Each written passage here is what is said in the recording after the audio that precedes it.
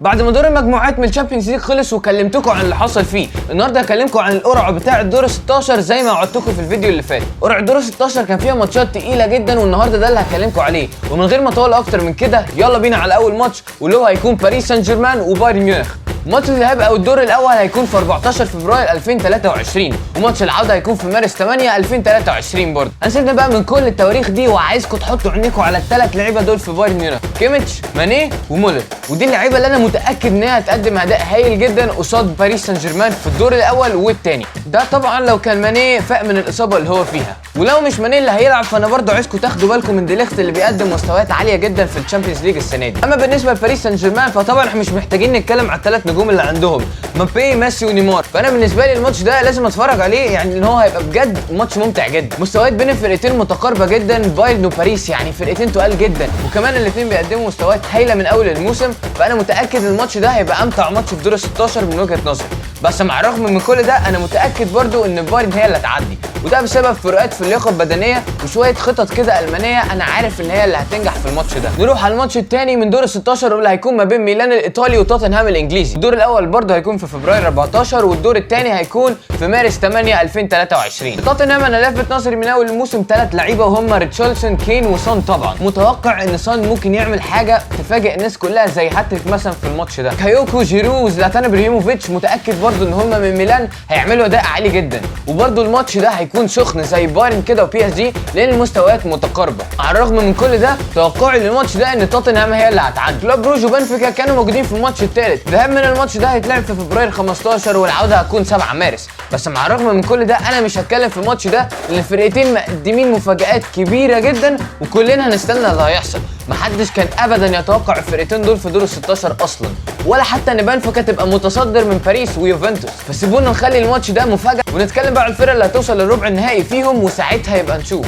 بس من الكام ماتش اللي شفتهم لكل فرقه فيهم في دور المجموعات انا متوقع ان بنفيكا هي اللي هتعدي. رابع ماتش لدور ال 16 هيكون ما بين بروسيا دورتموند وكمان تشيلسي، وبصراحه متوقع ان الماتش ده مش هيبقى تقيل قوي بسبب الضحك اللي تشيلسي بتقدمه في الدوري الانجليزي وعموما المنافسات المحليه. تشيلسي عندها قائمه لعيبه هايله وعندها مواهب كتيره جدا، بس مع الرغم من كده مش عارفين يستغلوهم. وبعد رحيل توماس توخل واللي انا كنت شايفه القرار سيء جدا، تشيلسي بقت متاخده رايح جاي في الدوري الانجليزي وبيتمرجحوا حرفيا. متخيل تشيلسي تخسر من فرقه ليفربول كسبتها 9-0؟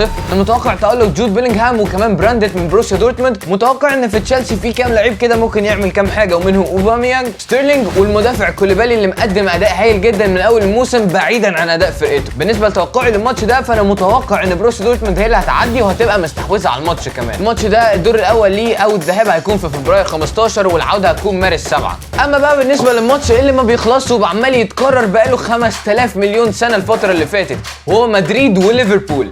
هي شغلانه بقى.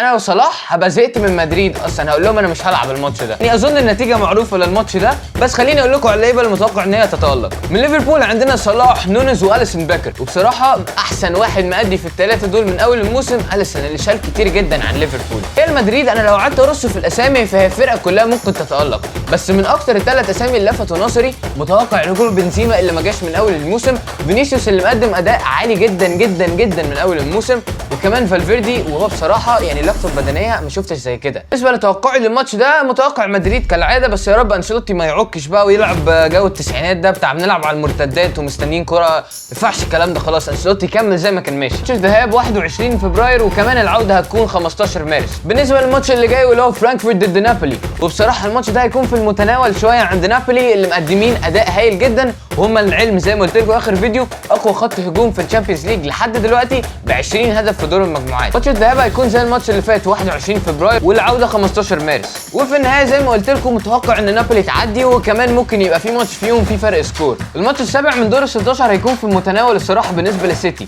واللي هو هيكون ما بين سيتي وار بي لايبزيج. مع الرغم من الاداء الهائل اللي لايبزيج كانت مقدماه في دور المجموعات والماتش اللي عملوه قصاد مدريد اللي كان بصراحه حاجه تتسجل في التاريخ، لايبزيج ضغطت في الماتش ده. مدريد ما كانتش عارفه تطلع بالكوره، كانوا ماشيين كوره حلوه جدا من لمسه وكانوا بيلعبوا بطريقه تحفه. بس مع الرغم من كل ده ما حدش يقدر يتكلم ان مان سيتي هي اللي هتعدي من الماتش ده.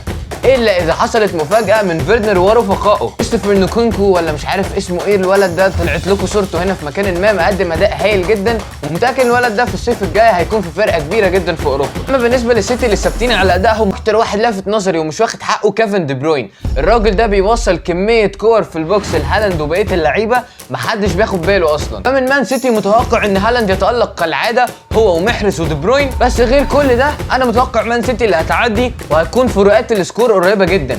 فلو مان سيتي ما تركزتش في الماتش ده ممكن يحصل مفاجاه ونلاقي لايبزيج موجوده معانا في ربع النهائي من دوري الابطال. بالنسبه للماتش الاخير في دور ال 16 وهو الماتش الثامن واللي هيكون ما بين بورتو وانتر ميلان. الدور الاول من الماتش ده هيكون في 22 فبراير والعوده هتكون 14 مارس. متوقع ان انتر هي اللي هتعدي طبعا بسبب اللعيبه اللي عندها والاداء الهائل اللي مقدمينه من اول الموسم. مارتينيز وادن زاكو مؤديين اداء هايل جدا من اول الموسم، واتوقع ان الاثنين يسجلوا في الماتشين. بالنسبه لبورتو فعندهم حارس خرافي، انا ما اعرفش ازاي ده ما بيلعبش في فرقه من التوب، هو الحارس ده ديوجو كوستا. بس مع الرغم من كده انتر بتعرف تضغط صح وهتمرجعهم رايح جاي، بس لو انتر هبلت انا متاكد ان ده ماتش هيكون تاريخي بالنسبه لبورتو ومش هيرحموهم. ودي مشكله انتر في الكام سنه اللي فاتوا، ان هو يبقى ماشي موسم كامل بشكل هايل ويجي قصاد فرقه في المتناول جدا يقوم عاكك الدنيا وخسران بفرق سكور كمان. ومع الرغم ان الناس كتير ممكن ما تتفرجش على ماتش زي الانتر وبورتو اصلا، انا متوقع ان الماتش ده هيكون من امتع الثمان ماتشات اللي موجودين عندنا. وسريعا كده هنراجع بس التوقعات بتاعتي. انا توقعت البي اس جي وبايرن هي اللي هتعدي. ميلان وتوتنهام توقعت توتنهام. بروج البلجيكي وبنفيكا البرتغالي توقعت بنفيكا، وما اتكلمتش في الماتش ده هنجيب كل المفاجآت تحصل. بروسيا دورتموند وتشيلسي، بروسيا اللي هتعدي وراجعوني في الكلام ده، انا متاكد من الماتش ده.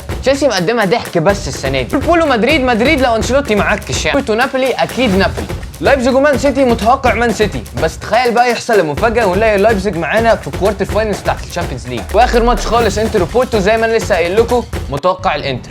خلصت الحلقه ودي كانت توقعاتي لدور ال 16 من دوري الابطال. ما تنسوش لايك وفولو وشير، واشوفكم الحلقه الجايه لما بقى هنشوف اللي هيحصل في كاس العالم، وبعد ما يخلص رونالدو هيروح فين وكل ده نبقى نرجع نتكلم عن الكوارتر فاينلز بتاعت الشامبيونز ليج وهنشوف توقعاتي طلعت صح ولا لا. بس لحد دلوقتي خلصت حلقه النهارده واشوفكم الحلقه الجايه.